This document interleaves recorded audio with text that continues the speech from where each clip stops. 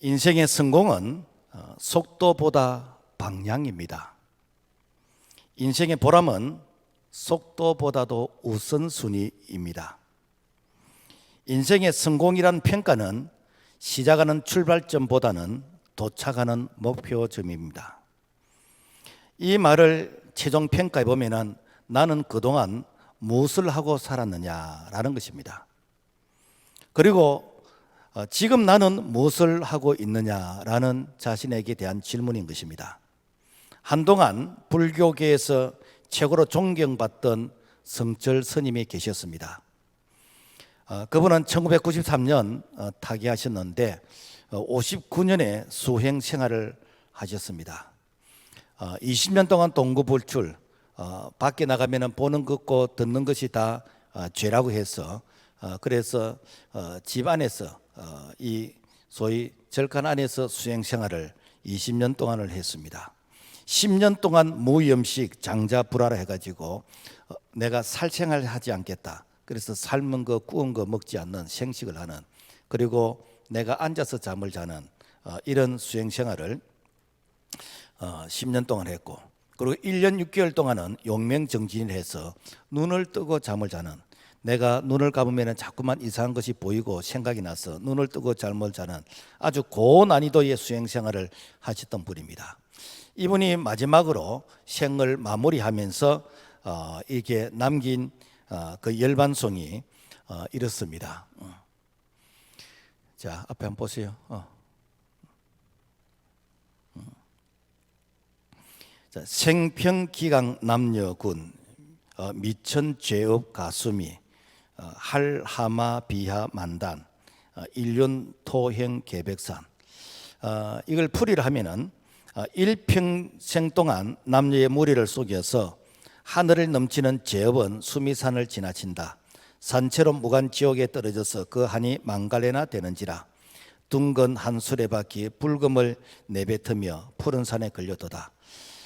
뭐 이렇게 우리가 이게 깊이 있게끔 다 해석은 못합니다만은 우리가 이해할 수 있는 내용으로 이렇게 이해를 한다면은 일평생 동안 죄 문제를 해결하기 위해서 내가 고난이도의 수행 생활을 했는데, 내가 내 인생을 마지막에 종착역에 내가 가서 이렇게 자신을 한번 뒤돌아보니까 내가 일평생 동안 많은 사람들을 바르게 선도한 것이 아니라 내가 그들을 이렇게 죽음의 길로 인도를 한, 그래서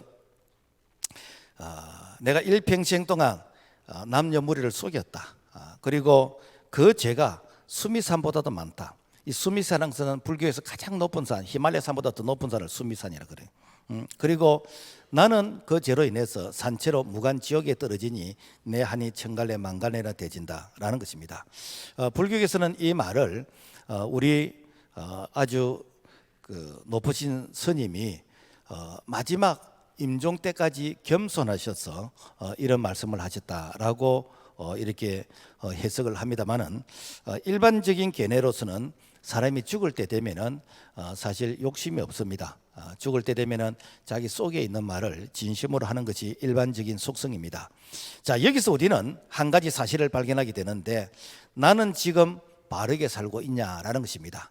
내가 지금 이 걸음을 걸어간다면은 나는 어디에 도착하게 될까라는 이런 질문을 우리 스스로에게 한번 해보게 되어집니다. 성경은 이 질문에 대해서 우리에게 답을 주고 있습니다. 인생의 방향은 어디일까? 나는 어느 방향으로 가야 될까? 바로 예수 그리스도라는 것이죠. 마태복음 11장 28절 수고하고 무거운 짐자들아 다 내게로 오라.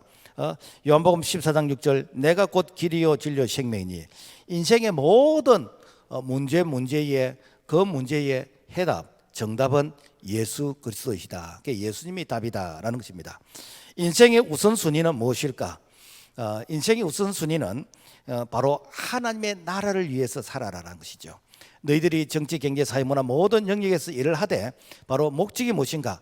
하나님의 나라를 이 땅에 세우는, 하나님의 나라를 확장하는 그 일을 위해서 해라. 이게 바로 복음적 사명이지요.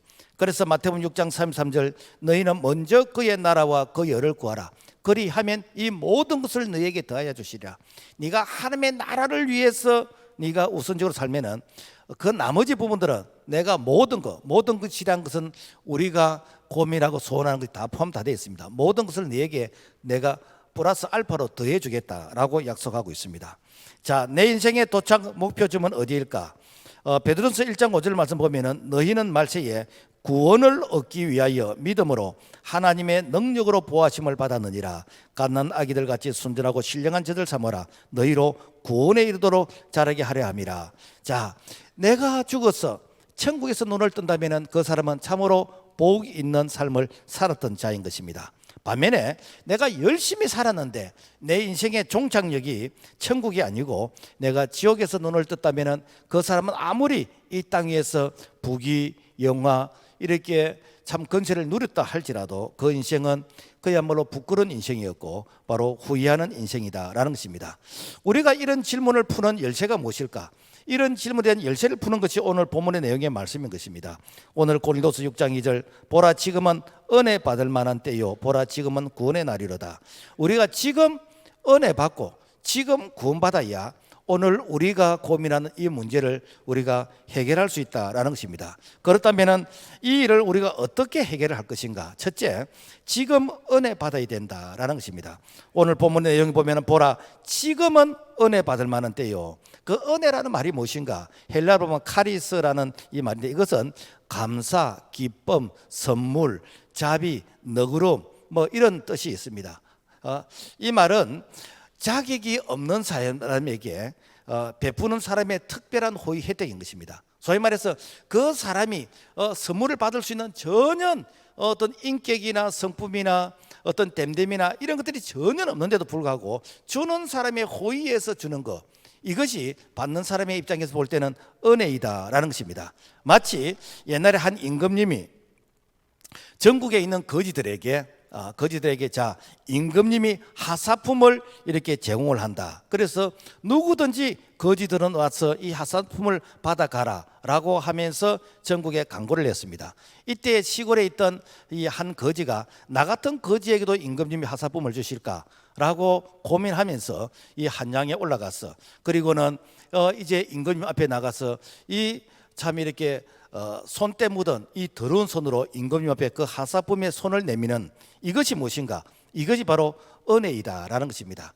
자, 그래서 우리는 전혀 자격이 없어. 창조주 하나님, 왕이신 하나님, 그분 앞에서 우리가 그야말로 뭐 달라고 할 수 있는 그런 자격이 전혀 없는데도 불구하고 너희들이 와서 이 구원의 은혜를 받아라 라고 하면서 말씀하시는 것이요.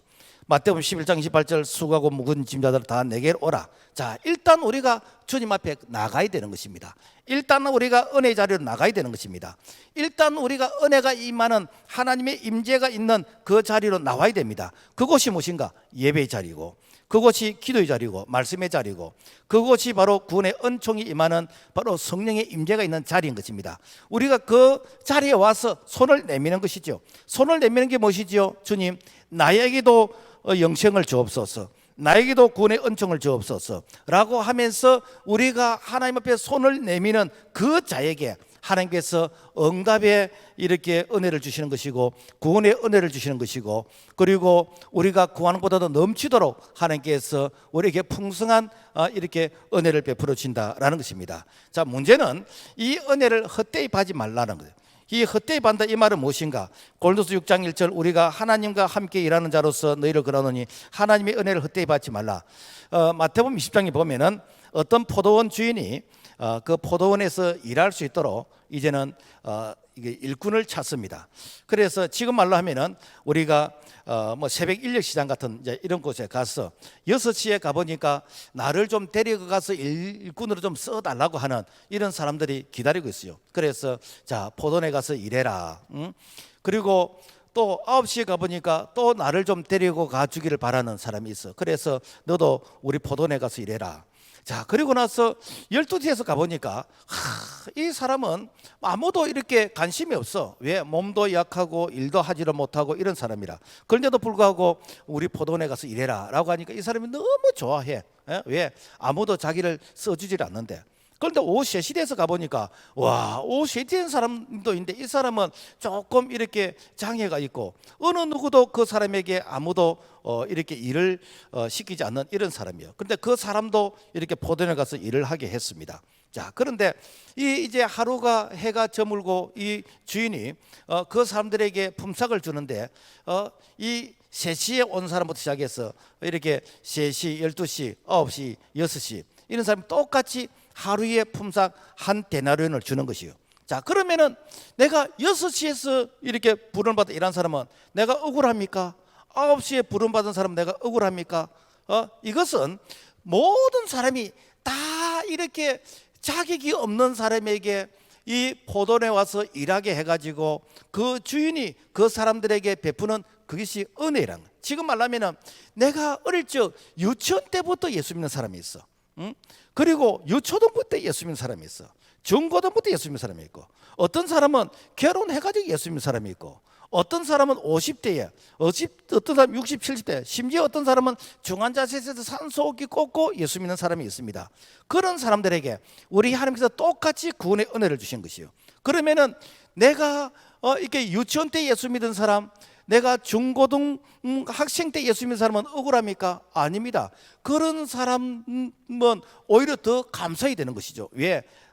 나에게 일찍 불러서 예수 믿게 했다는 이 사실이 이렇게 참 감사하고 기쁨이죠. 오늘 우리가 이 포도원이란 것이 어디인가? 교회요, 교회. 이 교회에 하나님께서 우리를 불러주신 것은 부름받은 이 자체가 우리에게 감사하고 은혜이라는 것이죠. 그래서 세상에 수없이 많은 사람이 있지만은 그 사람들 가운데서 천에 하나 만에 하나 선별해서 오늘 우리가 이 포도원이라는 이 손가피 교회를 우리를 불러주셔서 우리에게 구원의 은혜를 주신 이 자체가 감사이기 때문에 오늘 이 감사를 아는 사람은 절대로 은혜를 헛되이 여기지 않는 자이다라는 것입니다. 그래서 시편 118편 21절 보면은 주께서 내게 응답하시고 나의 구원이 되셔서 내가 주께 감사하리다. 무엇인가? 이 은혜를 아는 사람은 감사밖에 할 말이 없습니다. 그런데 은혜를 모르는 사람은 왜 내가 일찍 예수 믿는가? 나 억울하다. 왜 저 사람은 늦게 예수 믿는데도 불구하고 왜 이게 복을 받지? 라는 이런 생각을 하게 된다면은 그 은혜의 가치를 이렇게 모르는 사람이기 때문에 우리는 늘 은혜를 이렇게 감사하는 자, 은혜를 감사하는 자들은 겸손하게 되는 것이고 은혜를 감사하는 자들은 늘 은혜를 사모하기 때문에 은혜 받는 자리를 늘 이렇게 그리워하는 바로 이런 자가 은혜의 가치를 아는 자이다라는 것입니다. 그 다음에는 우리가 지금 무엇을 해야 될까? 지금 구원받아야 된다라는 것입니다. 예수님이 이 땅에 오신 목적은 잃어버린 자를 찾아 구원하기 위해서 이 땅에 오셨습니다. 우리가 예수님을 만나기 전에는 잃어버린 자였어요. 우리는 생명책에 우리 이름이 없던 자인 것입니다. 자, 그래서 주님께서 우리를 불러주시지 않더라면 우리는 소망 없는 자인데 우리 예수님께서 이렇게 십자가에 달려서 이렇게 죄짐을 대신 담당하시고 십자가에서 이렇게 다 이뤘다라고 선포하신 이 죽음은 죄의 싹은 사망이잖아요. 그러니까 우리가 죄로 인해서 우리가 저주받게 되는데 예수님께서 대신 죄값을 십자가에 다 갚아주셨어요. 그래서 십자가에서 다 이뤘다, 테텔에서 다 이뤘다고 선포하시면서 누구든지 십자가 예수 그리스도 그분을 믿는 자, 예수님의 죽음이 나의 죄에 대한 죽음이 되는 것이고 예수님께서 죽은 지 3일 만에 부활하신 그 부활이 우리에게 영생의 새 생명의 이렇게 은혜가 주어지는 것입니다. 그래서 누구든지 가난하든지 부하든지 그리고 건강하든지 건강하지 않든지 배웠든지 배우지 못하든지 누구든지 예수 그리스도 그분을 믿기만 하면은 우리에게 구원의 은혜를 주시는 것이고 우리에게 천국 백성이 되게 하는 것이고 그리고 생멸 때 풍성이 없는 그런 은혜를 주시는 것이 바로 기독교의 복음의 핵심인 것이고 이것이 은혜이다라는 것입니다. 세상에 많은 종교가 있습니다. 우리가 대표적으로 불교나 유교나 또 남모 호랑교나 이런 많은 이렇게 종교가 있는데 그 종교가 있지만은 구원의 종교는 아닙니다. 불교는 정말 철학 중에 철학의 종교입니다. 그래서 이 불교보다도 위대한 철학이 없다 할 정도로 정말 불교는 철학이 아주 심오한 깊이가 있습니다. 유교는 정말 도덕이나 윤리나 선을 가르치는, 심지어는 돌아가신 분에까지 예를 갖추어야 된다라고 가르칠 정도로 유교는 특별히 선행을 많이 하는 이런 종교인 것입니다. 뭐 그 위에 많은 이렇게 종교가 있습니다만은, 그러나 그들의 종교에서 그래서 믿으면은 구원을 받는다 라고 가르치는 이 구원의 은혜를 가르치는 종교는 하나도 없습니다. 전부 다 뭐니까 자력 종교. 내가 열심히 하면은 좋은데 안 가겠나, 내가 선행을 많이 하고 내가 저를 첨배해서 내가 만배를 하고 내가 어떻게 하면은 어떻게 되지 않겠는가 라는 이런 조건적인 바로 이런 부분들이거든요. 그렇지만은 우리 예수님께서는 뭐라고 말씀하십니까? 다른 이로서는 구원을 받을 수 없나니 천하 인간의 구원을 얻을 만한 다른 이름을 우리에게 주신 일이 없느니라. 오직 구원은 예수 그리스도 그분을 통해서 주어진다는 것이죠. 예수 그리스도 그분을 통해서 주어지지요. 예수님께서 우리에게 구원을 완성해 놓으셨다는 것이죠. 예수님께서 죄의 문제를 해결하시고 우리에게 구원의 길을 열어 놓으셨는데, 누구든지 그 예수 그리스도 그분을 믿게 되어지면은 그 구원이 오늘 우리에게 임한다라는 것입니다. 그러므로 말미암아 구원은 바로 오늘 받아야 되는 것이고, 이 구원은 절대로 내일로 미루면 안 됩니다. 사탄은 늘 우리에게 속입니다. 너 내일도 시간이 있어, 너 이렇게 다음에 하면 돼 라고 하면서 늘 우리에게 오늘이란 시간보다도 늘 이렇게 내일이나 다음으로 미루게 하는, 이것이 사탄이 우리를 유혹하는 것인데, 이 사탄이 모여서 한 번은 회의를 한 적이 있답니다. 어떤 회의를 했는가? 기독교인들이 자꾸만 예수 믿으려고 그러는데 예수 믿지 못하도록 어떻게 하면은 기독교인들이 예수 믿지 못하고 한 사람이라도 더 지옥으로 갈 수 있는 방법이 없을까? 그래서 모여서 똑똑한 이 사탄이 이런 안을 냈답니다. 기독교인들을 잡아서 탄압을 하고 죽이면 됩니다 라고 했더니 아주 경험 많은 이런 사탄이 그것은 안 되네, 역사적으로 기독교인들을 탄압하고 죽이고 했던 이 참 네로 황제가 10대 이렇게 대박해를 하는 그런 일들이 있었는데, 그럴 때마다 기독교인들은 강해지더라고요. 그럴 때마다 복음은 더 널리 이렇게 확산되더라고요. 그래서 그거는 역사적으로 그것은 이렇게 성공하지 못한 것일세. 그래서 어떤 분이 그러면 기독교인들을 잡아서 감옥에 가두면 됩니다 라고 했더니, 기독교인들을 잡아서 감옥에 가두면 감옥 안에서 예배드리고 감옥 안에서 기도하고 감옥 안에서 또 이렇게 이 전도하고, 그러기 때문에 이 감옥에 가두는 것도 이것도 안 된다는 거예요. 그러면 무슨 대안이 있을까? 그래서 아주 이게 경험이 많은 이런 사탄이 이런 제안을 했답니다.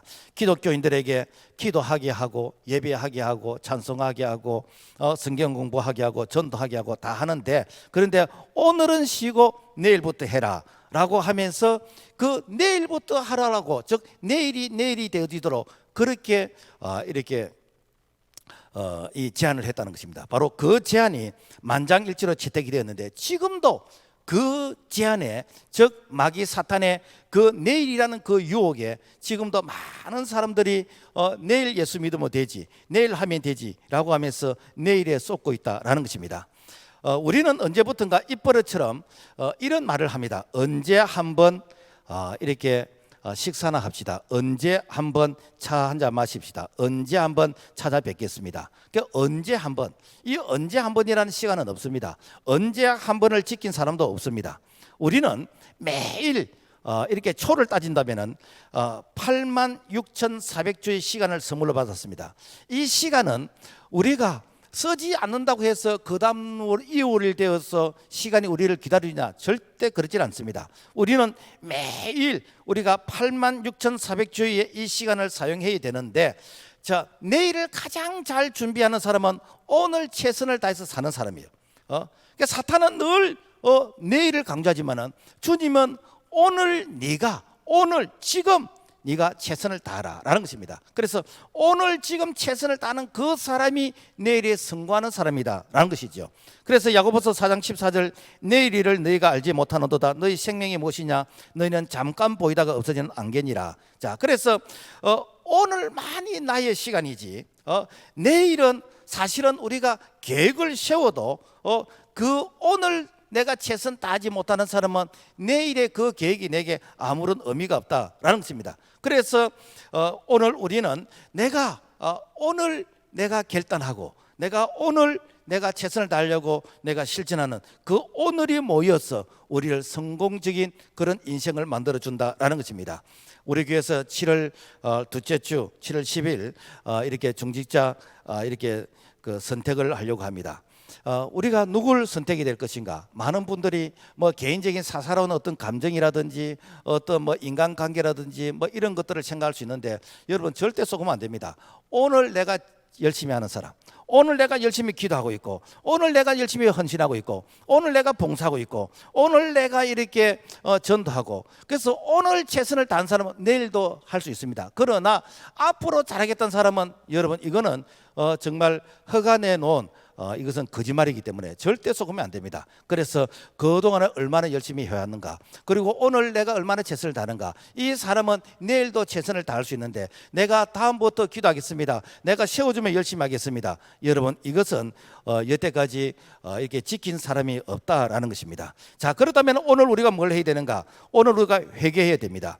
이 구원이라는 이 뜻 속에는 바로 회복이라는 이런 뜻이 있는데, 그 회복이라는 뜻 가운데서는 회개라는 말이 그 속에 포함되어 있습니다. 이 말은 뭔가 하면은 내 중심에서 하나님 중심으로 이렇게 유턴하는, 돌아가는 이것이 회개거든요. 그래서 여태까지 내 생각 중심으로 살았다면 이제는 하나님 말씀 중심으로 살게 되지는, 내 생활의 패턴 중심으로 살았다면 이제는 하나님의 나라, 이제 그 교회 중심으로 삶의 가치가 이렇게 전환이 되어지는, 그래서 내가 길을 잘못 가면서 반성하기보다는 내가 이렇게 이 바른 길로 돌아서 다시 가는, 이것이 바로 지혜이다라는 것입니다. 그래서 회개는 빠를수록 이렇게 좋은 것이죠.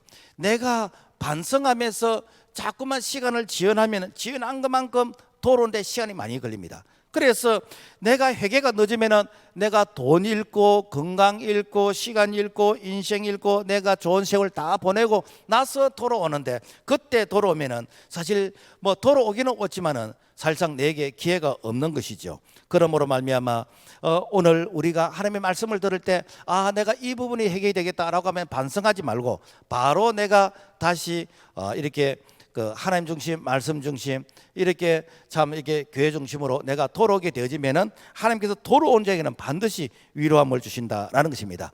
누가복음 15장에 보면은 탕자의 비유가 나옵니다. 이 둘째 아들이 아버지에게 아버지 살아계실 때에 제게 줄 어떤 유산을 좀 주시면은 제가 아버지 살아계실 때 제 이 둘째 아들의 그 능력을 보여드리겠습니다. 그래서 사실은 그렇게 하면 안 되는데 하도 저러니까 아버지가 이제 둘째 아들에게 그 유산을 주었어요. 그래서 참 먼 나라로 가서 돈이 있으니까 뭐 친구들도 많고 인기도 있고 사람들이 많이 이게 몰려오게 됩니다. 그런데 버는 것 없이 쓰기 계속하면요, 그 돈 그 뭐 그렇게 오래 가지 않습니다. 그 돈 떨어지니까 이렇게 다 친구 떨어지게 되는 것이고, 그 돈 떨어지니까 그야말로 인생이 비참해지는 것이요. 중동 사람들이 제일 싫어하는 게 무엇인가? 돼지입니다. 그래서 돼지를 치는 그 돼지간에서 일을 하는데, 돼지가 먹는 그 지엽 열매, 그것도 배불리 먹지 못하는 그런 행편 가운데 있습니다. 여러분, 사람이요 배가 고프면요 잠이 오질 않습니다. 그래서 이게 춥고 배고픈 그런 가운데서 이렇게 곰곰이 생각해 봅니다. 고향에 우리 아버지 집에 종들도 내보다는 행복하겠다. 내보다도 그들은 배불리 먹고 내보다는 더 이렇게 편안하게 있을 것 같다. 그래서 내가 아버지 집으로 돌아갈까 고민하면서 이렇게 돌아가기로 작정을 합니다. 그때에 아버지는 아들이 집 나간 그때부터 돌아오기를 기다리면서 동구 밖에서 오늘이나 내일이나 매일 하루도 빠짐없이 동구 밖에서 아들이 돌아오도록 기다리고 있는 거예요. 그때 저 멀리 보니까 이렇게 허름한 거지 모습을 해가지고 분명히 걸음거리가 보니까 자기 아들인 것이요. 달려가서 그 아들을 끌어안고 목을 안고 입을 맞추고 집으로 와서 목욕을 시키고 새 옷을 갈아입히고, 그리고 살찐 송아지를 잡아서 잔치를 합니다. 이랬던 아들이 돌아왔다고 잔치를 합니다. 누가복음 15장 7절에는 이렇게 기록하고 있습니다. 이와 같이 죄인 한 사람이 회개하면 하늘에서는 회개할 것이 없는 의인 99으로 말미암아 기뻐하는 것보다 더하리라. 자, 그래서 돌아오면은 하나님께서 위로해 주신다는 거죠. 근데 중요한 것은 그 탕자가 좀 일찍 돌아왔으면 얼마나 좋습니까?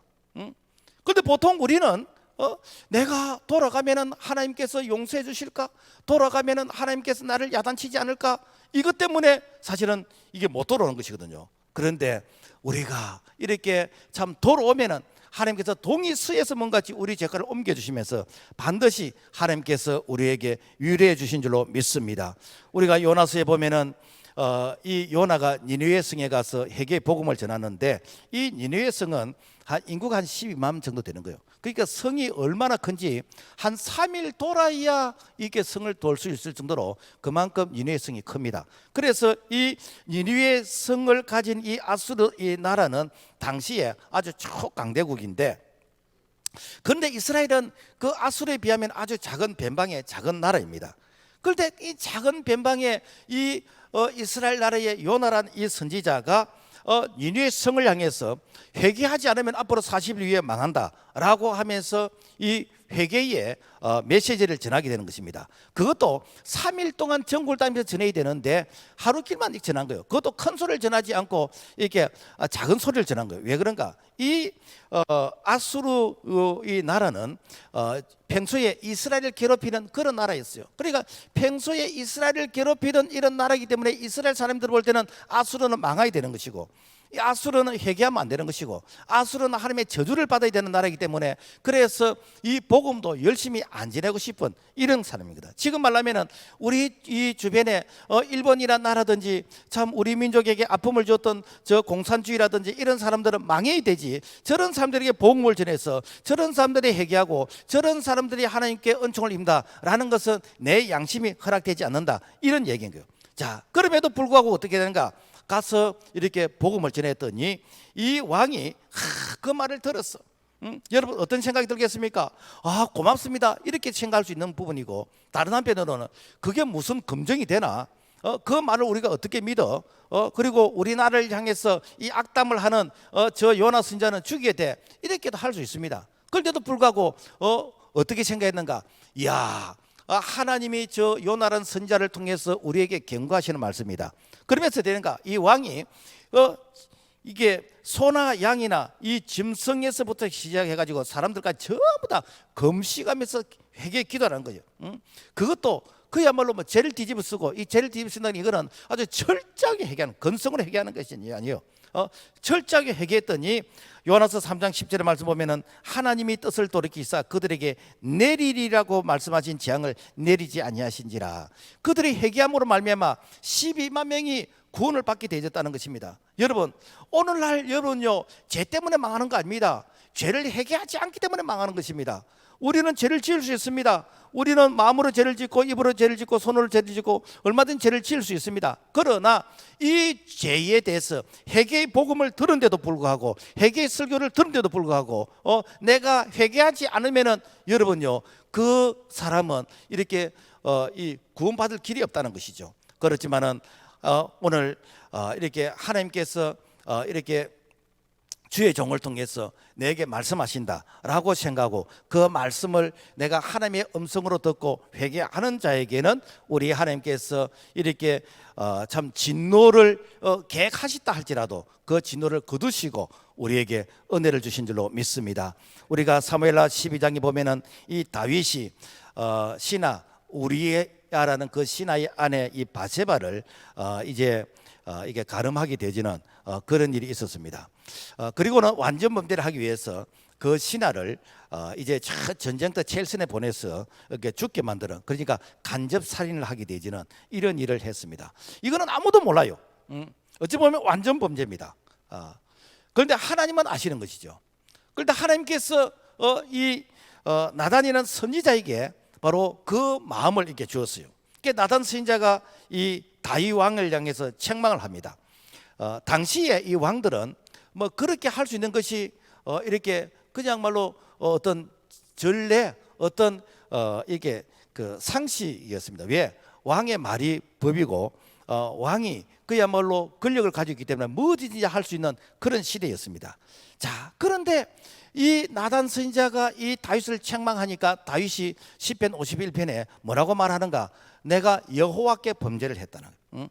세상 사람들은 이런 일들을 그야말로 뭐 상식적으로 하지만은 내가 하나님 앞에서는 죄를 지었다는. 그래서 철저하게 회개합니다. 철저하게 회개하니까 어떻게 하는가? 하나님께서 은혜를 베풀어 주시는데 이 사무엘하 12장 13절 말씀 보면은 당신이 죽지 아니하려니와 당신 난 아이가 반드시 죽으리라. 무엇인가? 당신이 그 살인죄로 인해서 당신이 죽어야 되는데 하나님께서 당신은 죽이지 않는다. 그러나 당신이 이렇게 범죄함을 통해서 이렇게 낳게 된 그 아이는 하나님께서 바로 이렇게 그 죄에 대한 책임으로서 죽게 하겠다라는 것입니다. 자, 그렇다면은 그러면 다윗이 회개한 것이 그러면 뭐가 유익한가? 하나님께서 다윗에게 이 바세바를 통해서 솔로몬이라는 이 아들을 주셨는데, 이 솔로몬을 통해서 바로 이스라엘의 3대째 왕을 이어가게 하고, 그리고 계속해서 이 왕의 계보를 이어갈 수 있도록 하나님께서 은혜를 베풀어 주셨다라는 것입니다. 여기서 우리가 이렇게 생각해야 될 것은, 이 다윗이 나단 선지자 책망을 무시할 수 있습니다. 내가 그 나단 선지자 한 사람쯤은 얼마든지 무시하고, 왜? 사람들이 뭐 증거가 있습니까? 그죠? 지금 말하면은 뭐 이렇게 아무런 증거가 없잖아요. 그러니까 얼마든지 무시할 수 있는데, 이 그 나단 선지자가 하나님이 보내신 즉 하나님의 이 뜻을 대언한 자라고 믿었기 때문에 바로 이 나단 선지자의 말을 믿고 다윗이 철저하게 회개하게 되었고, 회개함을 통해서 자신의 이 목숨을 이렇게 구원받게 되었다라는 것입니다. 그래서 시편 103편 12절 말씀 보면은 동이 쓰였으면 가지고 우리 죄가를 우리에게서 멀리 옮기셨다.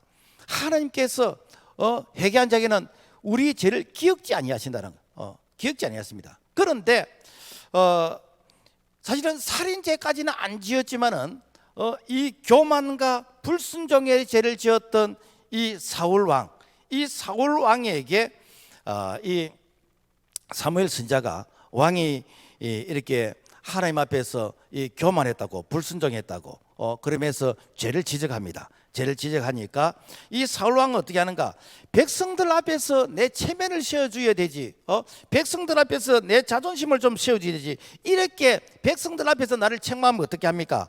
라고 하면서 백성들 앞에서 이렇게 회개보다는 오히려 자신의 이 체면을 더 중요시 여겼습니다. 사무엘상 15장 30절, 내가 범죄하였을지라도 내 백성의 장로들 앞과 이스라엘 앞에서 나를 높이사 내가 당신의 하나님 여호와께 경배하게 하소서 하더라. 무엇인가? 이 사울 왕은 회개보다는 자기 체면, 또 자존심, 백성들 앞에서 인기를 더 많이 생각했어요.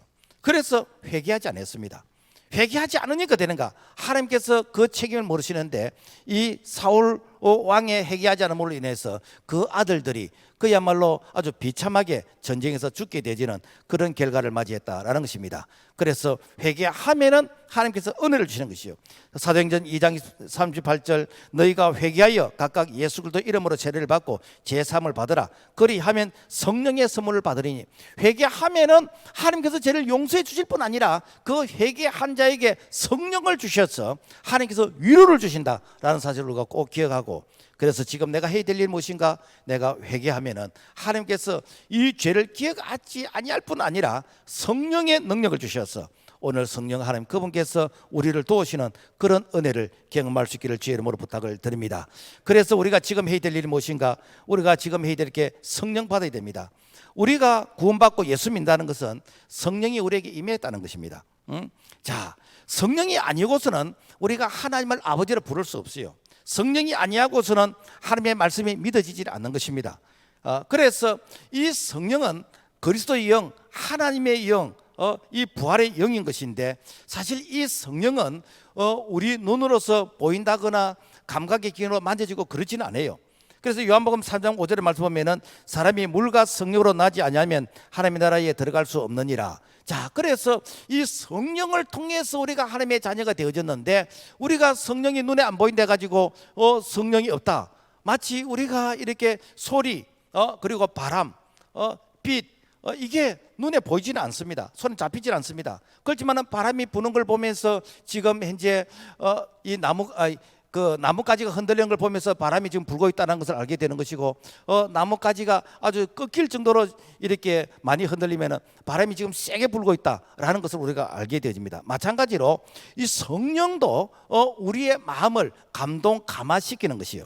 자, 그런데 이 성령이 우리에게 임했는지 안 임했는지를 우리가 뭘 통해서 알 수 있는가? 열매를 통해서 알 수 있는 거예요. 그래서 나무는 열매를 보고 그 나무가 감나무인지 밤나무인지 무슨 앵두나무인지 우리가 알게 되는 거거든요. 그래서 이 성령의 열매가 오직 성령의 열매는 사랑과 희락과 화평과 오래 참음과 자비와 양성과 충성과 온유와 절제니 이 같은 것을 금지할 법이 없느니라. 자, 그래서 우리에게 이런 열매가 있다면 나는 이미 성령을 받은 자이고 성령 충만 받은 자입니다.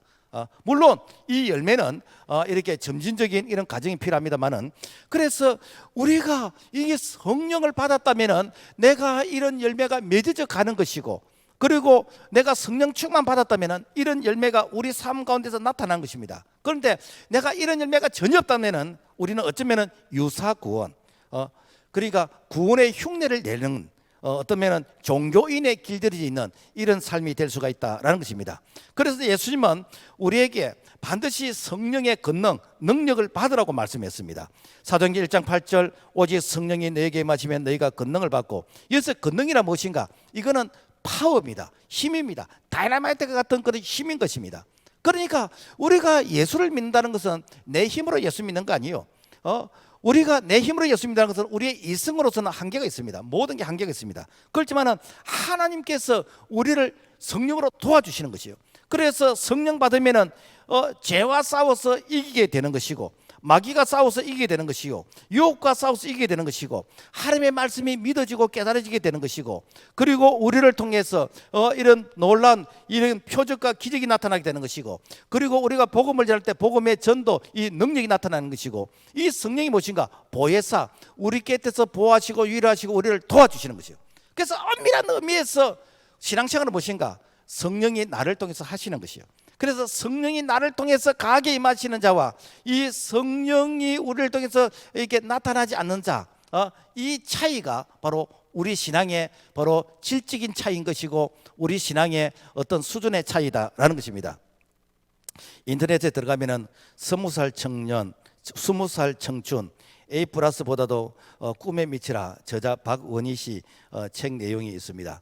서점에 가면 이제 이 책이 있는데, 이분은 민사고 2학년 조기 졸업을 하고 미국의 아이비리그 대학, 하버드 대학을 이렇게 포함해서 약 10개 대학에서 이렇게 동시 그 합격을 한 입학 허가를 받은 자인 것입니다. 그러니까 뭐 이렇게 민사고 이게 졸업생이고 하버드 이제 그 이 재학생이니까 뭐 자기들 수준에서는 뭐 서열이 있을지 모르겠지만 우리가 볼 때는 아주 이렇게 우수한 그런 학생이죠. 그런데 자기가 수학이 좀 떨어지더란 거죠. 수학이. 그래서 이 수학이 떨어지니까 자기들 세계에서 어떤 또 이렇게 순위가 있잖아요. 그래서 학업을 계속 해야 되는가 말아야 되는가 이게 고민하게 되는 것이고, 그리고 영어도 뭐 우리가 볼 때는 잘하지만은, 그러나 원어민들이 이렇게 볼 때는 마치 외국인들이 한국말 하는 같은 그런 이제 이 좀 서툰 이런 모습을 보는 거죠. 그러니까 어떤 열등감 내지는 사람들도 어떤 조금은 이렇게 무시를 당하는, 왕따를 당하는 이런 부분들. 그래서 그들의 세계에서 어떤 서열과 그들의 세계에서 자기를 바라볼 때는 이 열등감에 젖어서 동양인으로서 내가 여기서 계속 공부를 해야 되는가, 여러 가지 이런 갈등이 생기는데, 이것을 극복했다는 거예요. 어떻게 극복했는가? 학교에서 이 신앙 공동체 아카펠라라는 이런 그 신앙 이렇게 동아리가 있는데, 거기에서 내가 말씀과 기도를 통해서, 내가 성령 체험을 통해서 성령 하나님께서 나를 밀어주시는, 성령 하나님이 내게 이렇게 힘을 주시는, 담력을 주시는 바로 그런 은혜를 통해서, 그래 네가 한국말 못하는 것이나 내가 이렇게 영어를 너희들처럼 못하는 것이나 뭐가 이게 다르냐? 그리고 내가 수학을 너희들보다 조금 부족한 부분이 있다 할지라도 내가 얼마든지 하나님의 도움을 통해서 내가 능히 극복할 수 있다라는 이런 믿음의 확신이 되는 거예요. 그래서 내게 능력 주신 자리에서 내가 모든 것을 할 수 있다 뿐만 아니라 여호수아 1장 9절 강하고 담대하라, 두려워하지 말라, 놀라지 말라, 너가 어디로 가든지 너 하나님 여호와가 너와 함께 하시느니라. 그러니까 말씀을 통해서 위로를 얻는 것이요. 오늘 우리가, 여러분요, 우리가 세상에서 경쟁할 때에 사실 내보다도 이렇게 뭐 가방끈이 긴 사람 되게 많잖아요. 내보다도 여러분 능력 있는 사람 되게 많습니다. 우리가 상대방과 비교를 통해서 자기 자신을 놓고 보면은 사실 자기가 하는지 작아질 수 있습니다. 그렇지만은 그 사람과의 비교를 통해서 나를 놓고 보면은요, 참 우리가 참 경우에 따라서는 너무 이렇게 비참해질 수 있는데, 하나님 앞에서 나라는 존재를 바라보게 되지면 나는 어떤 존재인가? 왕 같은 제사장이요, 하나님의 나라의 백성이요, 하나님이 나와 함께 하시면 능치 못하심이 없다라는 이 사실을 믿게 되어질 때에 우리가 이렇게 가능성에 도전하게 되는 것이고, 그리고 하나님께서 밀어주시고 끌어주는 그런 은혜를 체험하게 될 때에 오늘 우리는 정말 이렇게 약한 자를 통해서 강한 자를 부끄럽게 하시고, 없는 자를 통해서 인자를 부끄럽게 하시고, 뿐만 아니라 무능한 자를 통해서 지혜인 자를 부끄럽게 하신 것은 성령 하나님이 우리를 도와주시는 그런 은혜로서 가능하게 된 줄로 믿습니다. 그래서 성령을 받게 되지 못하는가? 이 성령께서는 이 하나님의 말씀이 깨달아지도록 도와주시는 거예요. 이 하나님의 말씀을 들을 때에 이 말씀 속에서 우리가 뭘 잘못하고 있는지 우리에게 회개의 영을 주시는 것이요. 그래서 내가 이 성령을 받고 성령을 통해서 말씀을 듣고 내가 이 성경을 이렇게 알게 되어지면은 이 성령께서 우리를 향해서 계속해서 우리를 향해서 이렇게 도전을 줍니다. 네 이거 회개해야 돼. 네 이거 회개해야 돼. 그래서 성령께서 우리에게 회개의 영을 주시게 되어질 때 그때 회개하면 어떠는가? 성령께서 우리에게 선물을 주십니다. 이 사도행전 2장 38절 너희가 회개하여 각각 예수 그리스도 이름으로 세례를 받고 제사함 받으라. 그리하면 성령의 선물을 받으니, 이 성령을 선물 받는다 이 말은 뭔가 하면은 마스터 키를 주겠다는 거예요. 네가 뭐가 막히냐, 네가 뭐가 답답했냐, 모든 것을 열 수 있는 만능의 키를 주겠다는 거예요. 이게 뭐인가? 성령의 이게 선물인 것이요. 그러니까 오늘 우리 그리스도인들은 반드시 성령은 선택사항이 아닙니다. 필수입니다. 명령입니다. 무조건입니다. 그러니까 성령 안 받고 우리가 신앙생활하면 어떻게 되는가? 성령 안 받고 신앙생활하게 되면 내 속에 열심도 없고, 마치 이렇게 자동차 배터리가 방전이 다 되어서 시동을 걸 때 이렇게 실 못하는 돌아가는데 시동이 안 걸리는 것처럼 우리가 에너지가 없습니다. 힘이 없습니다. 그리고 내가 죄를 알지만 죄를 해결할 힘도 없고, 내가 간절한 기도도 없고, 그야말로 끌려다니는 같은 그런 모습, 성전의 마당만 받는 이런 모습, 여러분요 얼마나 불행합니까? 그리고 성령 받아서 능력 있는 그리스도인의 삶을 살아간 사람 보면은 마치 그 사람이 강신자처럼 보이고, 그 사람이 조금 이렇게 마치 간 사람처럼 이렇게 보이고, 그것은 그 사람이 잘못된 게 아니라 내가 성령 받지 않았기 때문에 그런 사람들이 이해가 되지 않는다라는 것입니다. 그러므로 말미암아 우리가 지금 뭘 해야 되는가? 성령 받아야 됩니다. 요엘서 2장 28절과 29절 말씀 보면은 내가 내 영을 만민에게 부어주리니 너희의 자녀들은 장래일을 말할 것이고 너희의 늙은이들은 꿈을 꾸시고 그리고 젊은이들은 이상을 볼 것이고, 결국 무엇입니까? 이 성령은 우리가 다가올 것에 대한 준비하게 하는 거 아닙니까? 이상이며 꿈이며 그리고 장래라는 게 무엇인가? 미래적 현실 아닙니까? 우리가 앞으로 5년 후에 10년 후에 어떤 일이 있을지 우리는 몰라. 그런데 성령께서는 우리 마음속에 소원을 주시는 것이요. 그러면서 어떻게 하는가? 우리 마음속에서 그 비전을 품게 하시는 것이고, 그 꿈을 품게 하는 것이고, 그걸 위해서 기도하게 하는 것이고, 그걸 위해서 준비하게 하는 거예요. 그래서 앞서가는 것이죠. 그래서 성령 충만한 사람은 늘 10년을 내다보고 20년을 내다보면서 지금부터 준비하는 것이죠. 그래서 준비하지 않는 사람은 어떤가? 늘 뒷북치게 되는 것이죠. 그때 해야 되는데 그때 할 걸. 그래서 늘 뒷북치는 것입니다. 그렇지만은 깨어있는 사람, 이렇게 성령의 인도와 다스림 받는 사람은 다가올 미래를 준비하기 때문에 유비무한, 절대로 우리에게 오한이 없다라는 것입니다. 말씀을 맺겠습니다. 나는 지금 무엇을 위해서 바쁘게 살고 있습니까? 고린도서 6장 2절 보라 지금은 은혜 받을 만한 때요 보라 지금은 구원의 날이로다. 우리가 지금 은혜 받고 지금 구원 받고 지금 회개하고 지금 우리가 성령 충만 받게 되어지면은 내일은 나를 위해서 여호와 일에 예비하신 은혜가 있다는 것을 반드시 기억하고, 우리가 성공적인 그런 인생, 성공적인 신앙생활, 정말 성공적인 그런 믿음의 삶을 걸어갈 수 있는 우리 모두가 될 수 있기를 주님의 이름으로 부탁을 드립니다. 주님 감사합니다. 우리는 내일을 알지 못합니다. 오늘 하루 동안도 무슨 일이 날지 알지 못하는 자가 어떻게 우리가 10년을 알겠습니까? 그러나 성령 충만한 자, 성령의 다스림을 받는 자들은 우리를 위해서 준비하게 하시고 우리를 통해서 하나님의 일을 나타내신 줄로 믿사오니 일평생 동안 성령 충만한 자 되게 도와주시고 지금 은혜 받고 지금 믿음으로 살아간 자 될 수 있도록 도와주시옵소서. 예수 이름으로 기도합나이다. 아멘.